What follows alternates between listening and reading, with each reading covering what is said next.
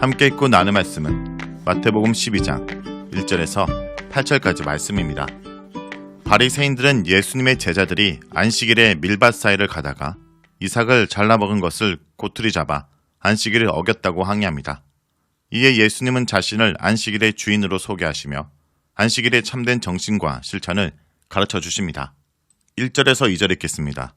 그때 예수께서 안식일에 밀밭 사이로 가실새 제자들이 시장하여 이삭을 잘라 먹으니 바리새인들이 보고 예수께 말하되 보시오 당신의 제자들이 안식일에 하지 못할 일을 하나이다.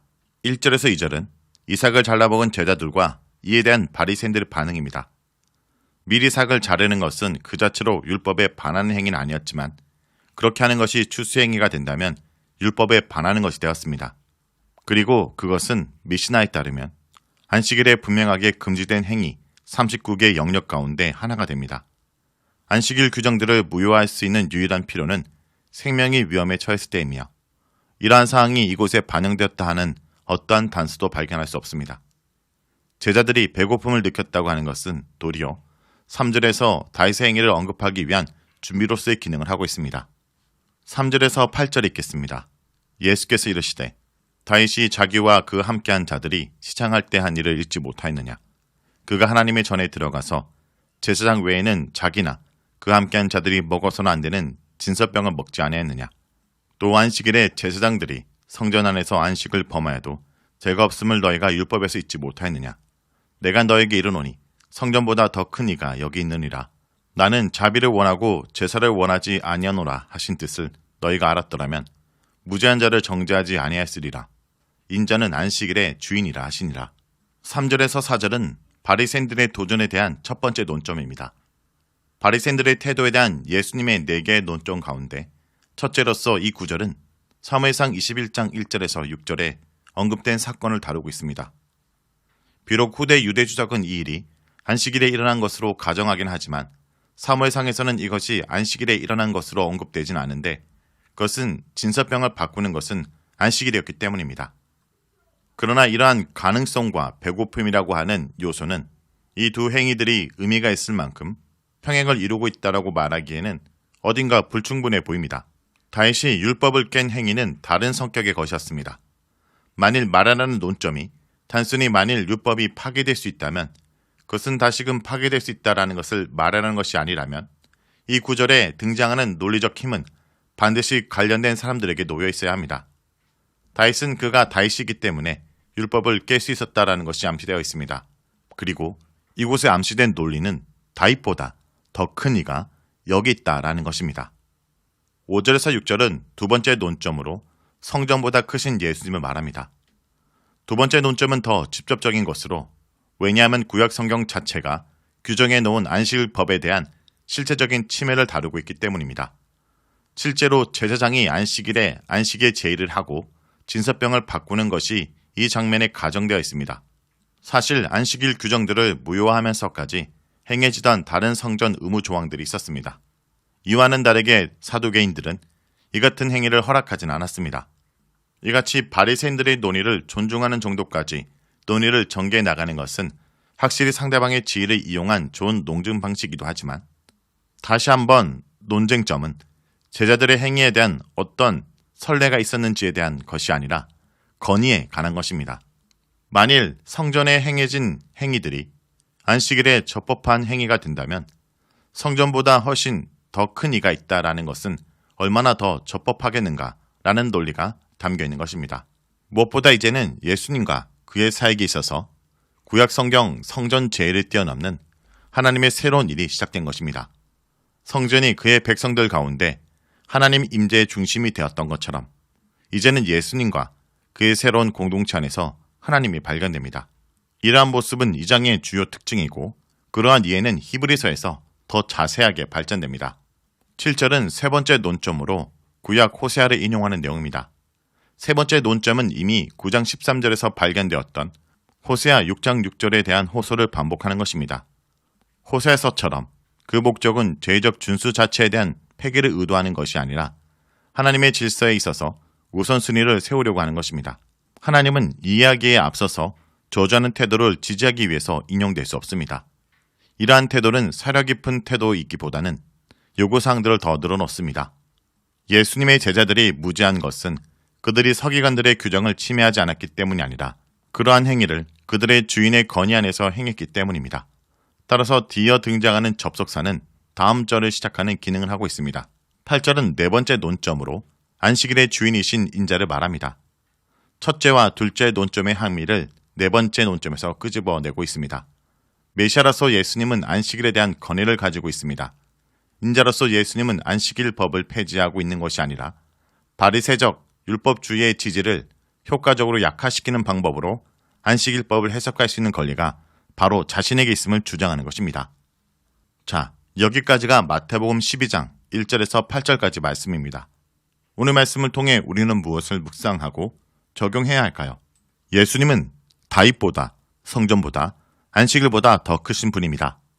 다윗과 그 일행이 하나님이 전해서 율법에 매이지 않고 그들의 필요를 따라 진설병을 먹었으며 제사장들은 성전 안에서 안식일 규례에 매이지 않고 희생 제사를 드렸습니다. 따라서 다윗보다, 성전보다 크신 예수님을 안식일 규례로 판단하고 고발하는 생각과 시도 자체가 예수님이 안식일보다 크신 분임을 알지 못하고 있으며 예수님을 거부하고 있다는 증거입니다. 안식일에 예수님을 맞출 것이 아니라 안식일의 주인이신 예수님께 맞추어 안식일의 정신이 해석되고 적용되어야 합니다.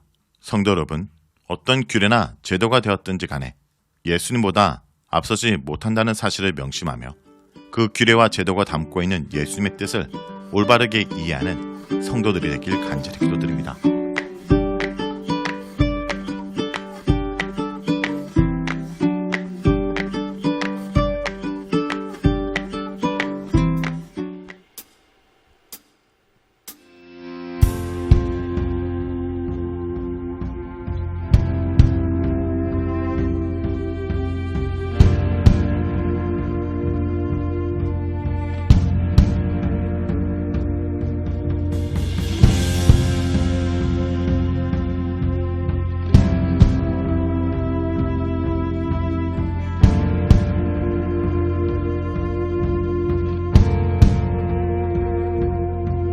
수많은 무리들 줄지어 그분을 보기 위해 따르네. 평범한 목수이신 그분 앞에 모든 무릎이 꿇어 경배하네. 모든 문제들 하나하나 죽음까지도 힘을 잃고 생명의 근원 되신 예수 이름 앞에 모든 관세들 굴복하네.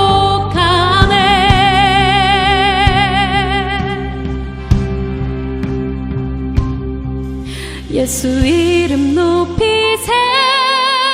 능력의 그 이름 예수 이름 높이세. 구원의 그 이름 예수 이름을 부르는 자 예수 이름을 믿는 자 예수 이름 앞에 나오는 자 복이 있도다.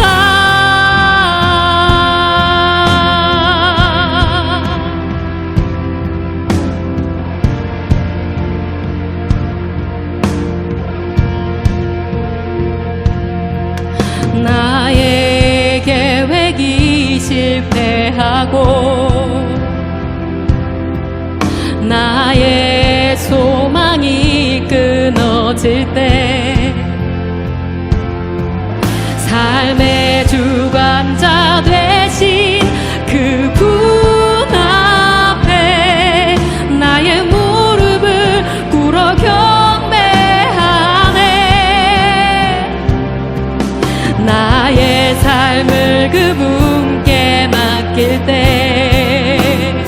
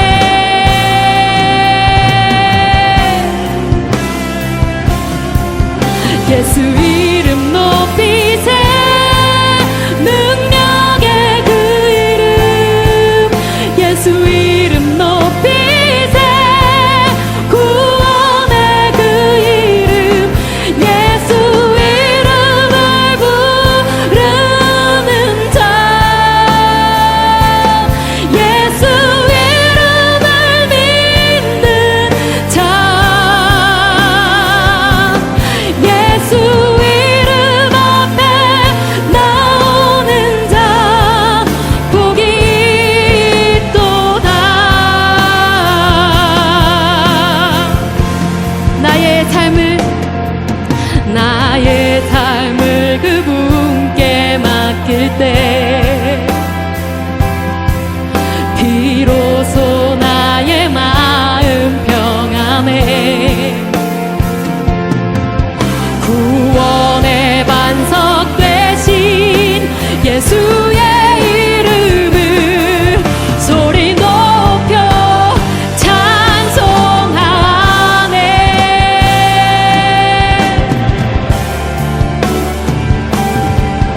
예수 이름 높이세. 능력의 그 이름,